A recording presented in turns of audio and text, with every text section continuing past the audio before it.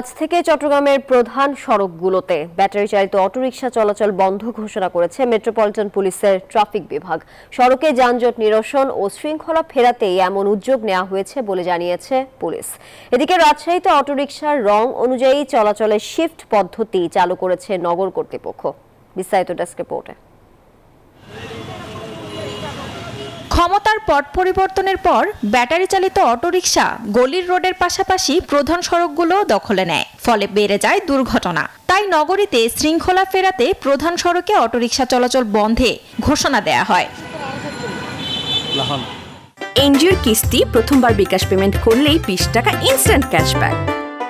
এখনো নিষেধাজ্ঞা পুরোপুরি কার্যকর হয়নি।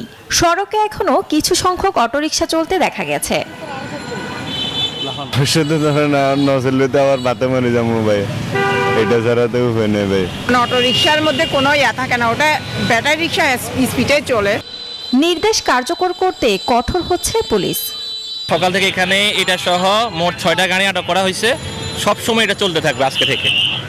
অন্যদিকে অটোরিকশা চলাচলে ব্যতিক্রম উদ্যোগ নিয়েছে রাজশাহী সিটি কর্পোরেশন, যেখানে প্রতি মাসের 1 থেকে 15 তারিখ সকাল 6টা থেকে দুপুর 2টা মেরুন রঙের এবং দুপুর 2টা থেকে রাত 10টা পর্যন্ত পিত রঙের অটোরিকশা চলবে। এছাড়া 16 থেকে 30 তারিখ পর্যন্ত একই সময় অনুযায়ী পিত ও মেরুন রঙের অটোরিকশা চলবে। রাত 10টা থেকে সকাল 6টা এবং সরকারি ছুটির দিনে উভয় রঙের অটোরিকশা চলাচল করতে পারবে। Desk reports, news 24।